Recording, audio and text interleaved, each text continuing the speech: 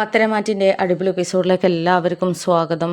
അങ്ങനെ നമ്മുടെ അഭിയും അവന്തികയും നിശ്ചയത്തെക്കുറിച്ച് സംസാരിച്ചുകൊണ്ടിരിക്കുകയാണ്.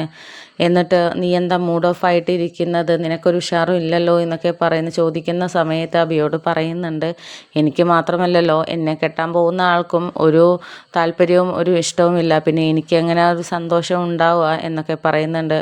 എന്നിട്ട് അനിയേട്ടൻ ഞാൻ എത്രത്തോളം സ്നേഹിക്കുന്നുണ്ട് എന്നുള്ളത് അഭിയേട്ടൻ അറിയാം, പക്ഷെ അത് മനസ്സിലാക്കുന്നില്ലല്ലോ എന്നൊക്കെ പറയുകയാണ്.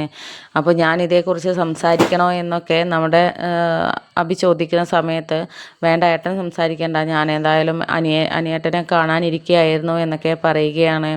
അങ്ങനെ പിന്നീട് അവന്തിക അനിയുടെ അടുത്തോട്ട് പോവുകയാണ്. എന്നിട്ട് അനിയോട് ചോദിക്കുന്നുണ്ട്, അല്ല അനിയേട്ടാ, എന്താ അനിയേട്ടൻ്റെ ഉദ്ദേശം, ഇങ്ങനെയാണെന്നുണ്ടെങ്കിൽ നമ്മുടെ ജീവിതം എങ്ങനെയാണ് പോവുക എന്നുള്ളത് അനിയേട്ടന് വല്ല നിശ്ചയമുണ്ടോ എന്നൊക്കെ ചോദിക്കുന്ന സമയത്ത് എനിക്ക് നിശ്ചയമുള്ളത് കൊണ്ടാണല്ലോ ഞാൻ ഇതിന് ഈ വിവാഹത്തിന് സമ്മതിക്കാതിരുന്നത്, പക്ഷെ നീ വടി ചുറ്റിയ പാമ്പ് പോലെ നിന്നാലും ഞാനെന്ത് ചെയ്യാനാ, അല്ല നിനക്കെപ്പോഴാണ് എന്നോട് പെട്ടെന്നൊരു സ്നേഹം മുളച്ചത്, പണ്ടൊക്കെ നിനക്ക് അഭിയുടെ അതേ സ്വഭാവമായിരുന്നല്ലോ, പെട്ടെന്ന് നീ മാറി ഇങ്ങോട്ട് വന്ന് എന്ന് അറിഞ്ഞാൽ അത് വിശ്വസിക്കാൻ അത്ര പൊട്ടനൊന്നുമല്ല ഞാൻ, ഇതുപോലുള്ള കുറേ ആളുകളെ ഞാൻ കണ്ടതാണ് എന്നൊക്കെ പറയുന്ന സമയത്ത് സങ്കടം അഭിനയിച്ചുകൊണ്ട് അവന്തിക പറയുന്നുണ്ട്, എന്താ അനിയേട്ടാ ഈ പറയുന്നത്, ഞാനെന്താ ചങ്ക് തുറന്ന് കാണിച്ചാലും നിങ്ങൾ ചെമ്പരത്തിപ്പൂ എന്നാണോ പറയുന്നത്, എനിക്ക് അനിയേട്ടനോടുള്ള ആത്മാർത്ഥമായ സ്നേഹം എന്താണെന്നുള്ളത് അനിയേട്ടൻ ഇനിയും മനസ്സിലായില്ലേ, ഞാൻ ഒരാളെയും ഇങ്ങനെ സ്നേഹിച്ചിട്ടില്ല എന്ന് പറയുകയാണ്. അപ്പോൾ ഇത് കേട്ടപ്പോൾ നമ്മുടെ അനി പറയുന്നുണ്ട്, ഓ ആ നവീൻ വക്കീലിൻ്റെ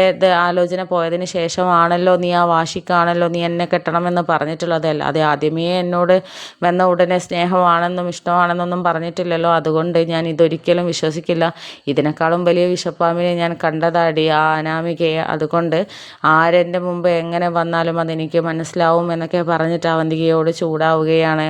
അങ്ങനെ അവിടുന്ന് തല താഴ്ത്തിക്കൊണ്ട് അവന്തിക പോവുകയാണ്. ആ ഒരു സമയത്തായിരുന്നു അനി ആകെ ടെൻഷൻ അടിച്ച് നിൽക്കുന്ന സമയത്ത് നമ്മുടെ നന്ദുവിനെ കോൾ ചെയ്യുന്നത്.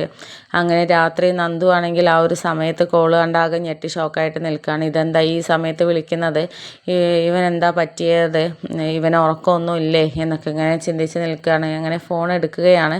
എന്നിട്ട് എന്താ അനി, എന്താ ഈ ഒരു സമയത്ത് വിളിക്കുന്നത്, ഞാനാണെങ്കിൽ ഉറങ്ങി അങ്ങേ അറ്റെത്തിയിട്ട് നിനക്കെന്താ ഉറക്കമൊന്നും ഇല്ലേ എന്നൊക്കെ പറയുന്ന സമയത്ത് അനി ചോദിക്കുന്നുണ്ട്, എടി നിനക്ക് എങ്ങനെ ഉറങ്ങാൻ പറ്റുന്നത്, ഞാൻ പറഞ്ഞില്ലേ നാളെയാണ് ഇവിടെ നമ്മുടെ മോതിരമാറ്റ ചടങ്ങ് നടക്കാൻ പോകുന്ന, ആ സമയത്ത് നിനക്ക് എങ്ങനെ അടി ഉറങ്ങാൻ പറ്റുന്നത് എന്നൊക്കെ ചോദിക്കുന്നുണ്ട്. അപ്പോൾ ആ സമയത്ത് ഞാൻ ഉറങ്ങല്ലാതെ പിന്നെ ഞാൻ എന്ത് ചെയ്യാനാണ്, എന്നെ കൊണ്ട് എന്തെങ്കിലും ചെയ്യാൻ പറ്റുമോ, നാളെ വിവാഹ നിശ്ചയമുണ്ടെങ്കിൽ അത് നടക്കണം, അല്ലാതെ എന്നെ കൊണ്ടൊന്നും ചെയ്യാൻ പറ്റത്തില്ലല്ലോ, ഞാൻ ഇടപെട്ട് അത് കുളമാക്കാൻ പറ്റുമെങ്കിൽ അത് ഞാൻ ചെയ്യുമായിരുന്നല്ലോ എന്നൊക്കെ പറയുന്നുണ്ട്. അപ്പോൾ ആ സമയത്ത് നീ എത്ര നിസ്സാരമായിട്ടാണ് നന്ദു ഈ പറയുന്നത് എന്നൊക്കെ പറയുമ്പോൾ ഞാൻ നിസ്സാരമായിട്ടല്ലാതെ പിന്നെ എങ്ങനെ പറയാനാനി, നമ്മൾ തമ്മിൽ ഒന്നിക്കുന്ന ദൈവങ്ങൾക്ക് പോലും ഇഷ്ടമല്ല എന്നാണ് തോന്നുന്നത്, അതുകൊണ്ടാണല്ലോ ഇങ്ങനെ ഓരോ കാര്യങ്ങൾ നിൻ്റെ ജീവിതത്തിലേക്ക് വരുന്നത്, അല്ലെങ്കിൽ നമ്മളെ ഒന്നിപ്പിക്കാനുള്ള കാര്യങ്ങളല്ലേ ദൈവം ചെയ്യുക, അത് നടക്കുമെന്ന് എനിക്ക് തോന്നുന്നില്ല ഇനി എന്നൊക്കെ പറയുകയാണ്. അങ്ങനെ ഈ ഒരു നന്ദുവിൻ്റെ ഭാഗത്തു നിന്ന് കേട്ടപ്പോൾ ആകെ സങ്കടത്തോടു കൂടി നിൽക്കുകയാണ് അനി.